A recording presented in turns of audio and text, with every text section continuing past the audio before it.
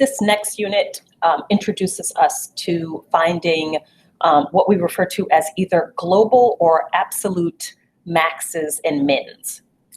We will have functions that are both within closed intervals and open intervals, and we will assess when and how we can determine if that function has, in fact, a global or an absolute max or a global or absolute min. Let's figure out what that is first. So you'll see on this slide that the first one says f has a global max at p if f of p is greater than or equal to all other values of f on that graph. So let's look at this first red graph. When I look here, I see that 15, that y value of 15 is the largest y value relative to all of the other y values on that graph. So we could say for that red graph that that graph has a global max of 15. Global max of 15. It occurs when x is a. The global max is the y value. It happens at the x value. Let's look at the blue graph. Same.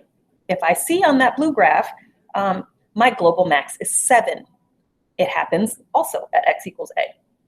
And the third graph is just an example of a graph that has no global, and when we say extrema, that means there's no global max and there's no global min in that scenario.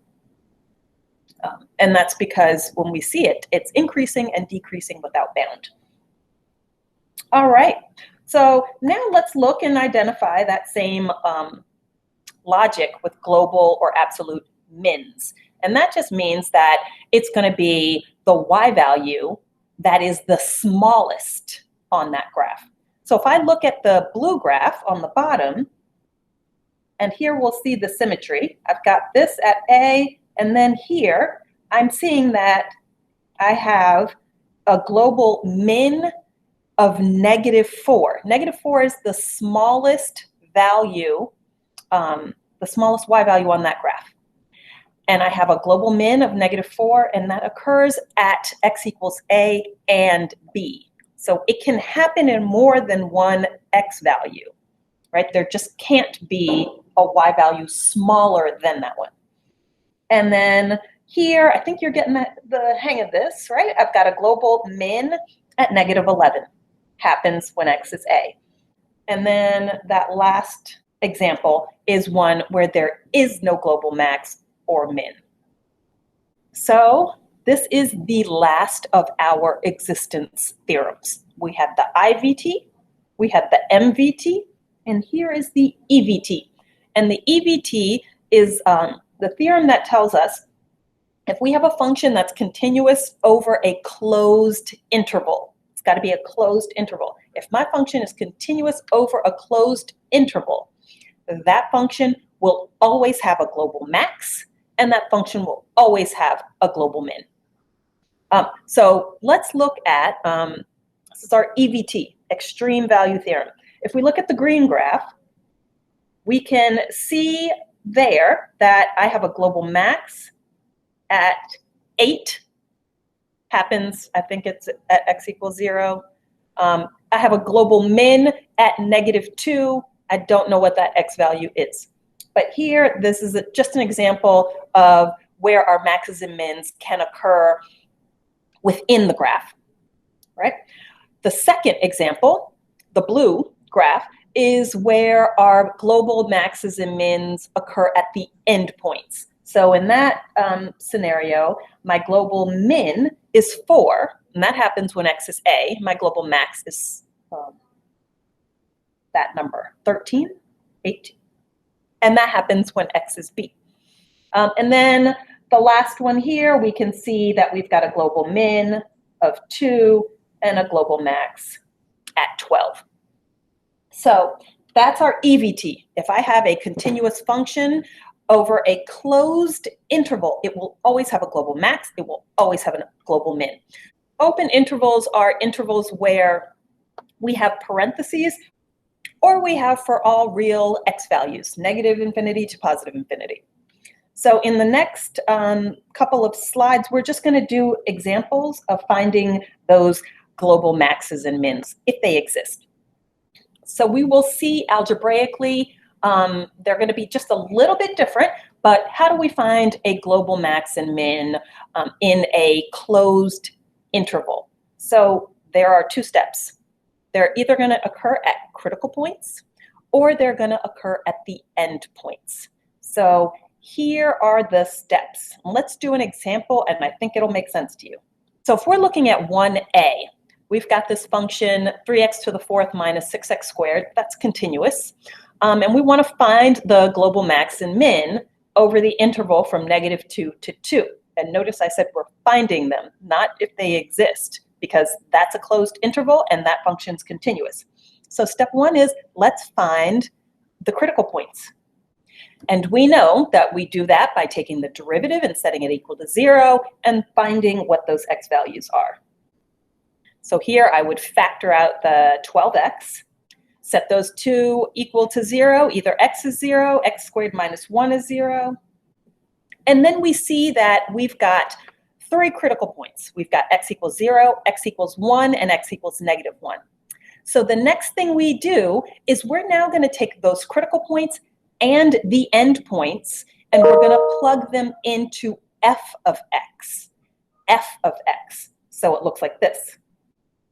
So I'm showing you with the f of -2 that we're actually plugging in -2 into our original f of x, and that gives us 24. And then I did the same thing with f of the others, right? So now we can see clearly that the global maxes and mins are going to occur either at the end points or the critical points. So let's see.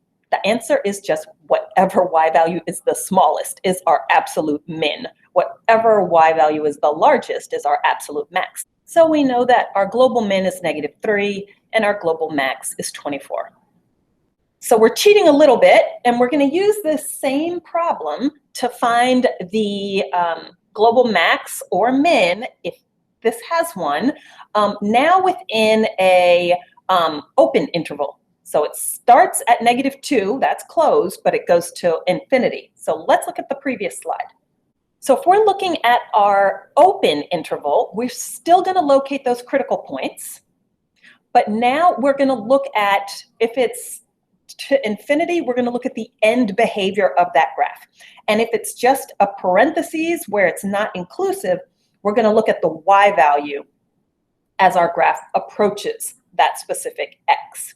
So let's see that problem again over our open interval. We'll see that we're still going to have those same critical points of 0, 1, and -1 for this f of x. So the next thing we're going to do, though, is because it goes from -2 to infinity, is I want to think about what happens with that f of x as my x approaches infinity. And since we see that it's an even-powered function, positive leading coefficient, that's going to approach infinity. That immediately tells us that there is no global max, but we still have that global min at -3. Here's an example of one where they want the global mins and maxes, if they exist, for this g of x. So the first thing we're going to do is locate those critical points and also think about what that end behavior looks like. And I know for this one, as my x approaches both infinity and -infinity, our y values, our g of x starts to approach 0. It's bottom heavy, so we know that as our x grows, that denominator is going to get bigger and bigger faster, making our y's approach 0. So now we're going to have to identify if we do in fact have a max or min. Those will be if they exist at my critical points.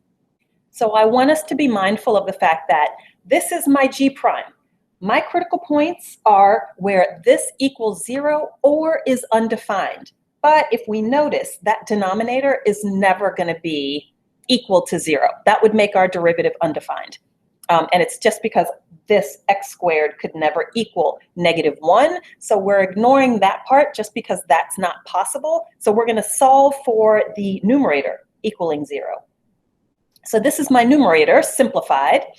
And so that gives us, when we do our factoring, I didn't factor, when we solve, we get that x is 1 and -1.